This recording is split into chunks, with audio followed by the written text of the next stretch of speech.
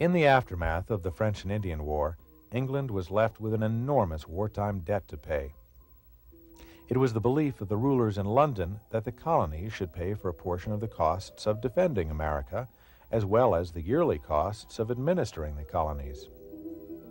The result came to be known as the Sugar Act of 1764, which was levied by Parliament and placed tariffs on sugar, coffee, wines, and other products that were imported into America in large quantities. Suffering from a post-war depression, this act hit American merchants and consumers quite hard. It was this that also inspired James Otis, a vocal, radical leader from Massachusetts, to pen one of the most famous and inspiring slogans from the Revolution: "No taxation without representation." The colonists, while outraged by the lack of political influence they had, did have the wisdom to know that even if they were granted a handful of seats in Parliament, it still wouldn't amount to a political pile of coffee beans.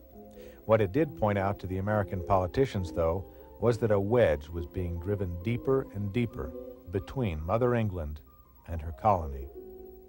Any sort of real resistance to the Sugar Act did not materialize, and the colonists began to accept the tax. And it was accepted until Parliament, who was given an inch, tried to take a mile. The Stamp Act of 1765 placed rigid tariffs on almost every type of printed matter, be it a newspaper, a legal document, or even a pack of playing cards. While the Sugar Act reflected Parliament's ability to tax trade, the Stamp Act was different. Protests from America were now very clear and grew violent as rioting broke out. In Boston, an angry mob destroyed the house of Governor Thomas Hutchinson. In New York, the home of the officer in charge of the stamps was ransacked. A boycott of the stamps was followed by a general boycott of English goods. Hard hit by the colonists' tactics, merchants in London pleaded with Parliament, and the law was repealed in 1766. One member of Parliament opposed to the act coined the phrase "Sons of Liberty" in describing the headstrong colonists, a term that was very quickly adopted by the men in every colony. It was this act that would inspire American forces to begin gathering right under England's nose.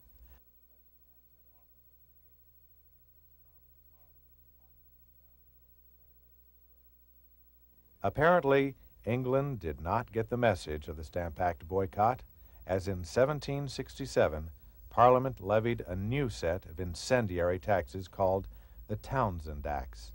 And once again, the colonists, true to their Sons of Liberty nickname, organized a boycott that cut imports from England in half.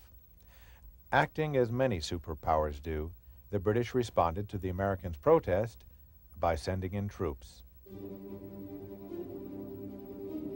Very quickly, 4,000 British soldiers arrived in Boston, which was already a hotbed of political unrest, and a city of 16,000 that was hard-pressed for jobs. The troops did not just sit idly by and play watchdog over the colony. The British soldiers competed for jobs with laborers on Boston's waterfront in early March of 1770. Fights often broke out between citizens and soldiers and came to a head on March 5th when a mob of hard-drinking waterfront workers confronted a detachment of 9 British soldiers. The mob threw snow and ice mixed with rocks at the soldiers. The mob began to yell for their blood, and the soldiers became understandably nervous. Someone, most likely from the crowd that had gathered, yelled, "Fire," and the soldiers shot. 5 bodies fell to the ground, including Crispus Attucks, who was the first to die. A black, or perhaps Indian mulatto sailor, he would become what many consider the first casualty of the American Revolution.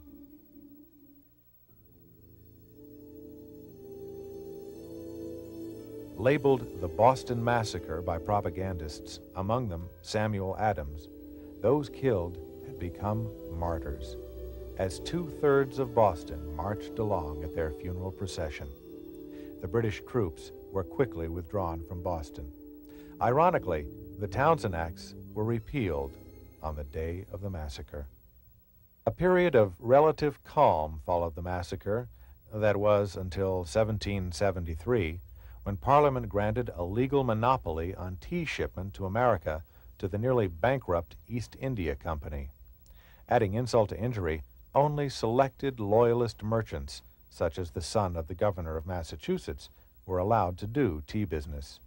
The colonists feared what the British might try to control next.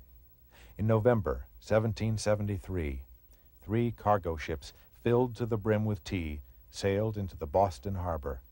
Samuel Adams and John Hancock led the Patriots in a vow that the tea would not be landed. The governor fought hard on this as his son stood to gain from the landing of the tea. On the night of December 16th, 1773, 150 men from all parts of Boston's economy darkened their faces with burnt cork, dressed as Mohawk Indians, and boarded the 3 ships. In the course of over 3 hours, they dumped all the tea from the ships into the harbor. In fact, so much tea had dumped that it piled up in the waters and spilled back up onto the deck.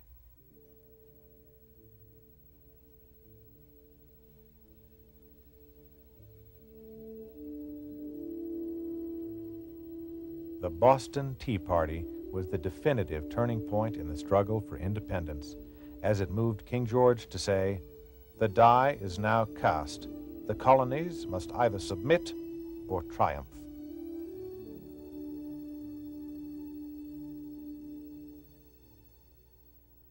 Parliament, reacting to the Tea Party, passed a series of bills called the Coercive Acts, the first of which, the Port Bill, was aimed at shutting down Boston until the tea was paid for. In response to these and other intolerable acts, as the colonists referred to them, the First Continental Congress was formed.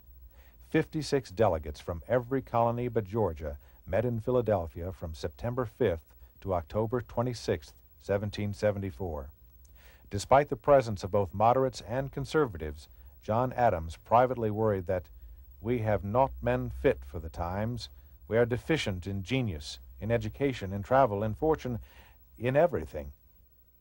But that seemed not to be the case, as they adopted a resolution responding to the Coercive Acts, organized a boycott of British goods, and passed 10 resolutions enumerating the rights of the colonists and their assemblies. They arranged for a second session if necessary, and although they did not declare independence, the revolution had begun.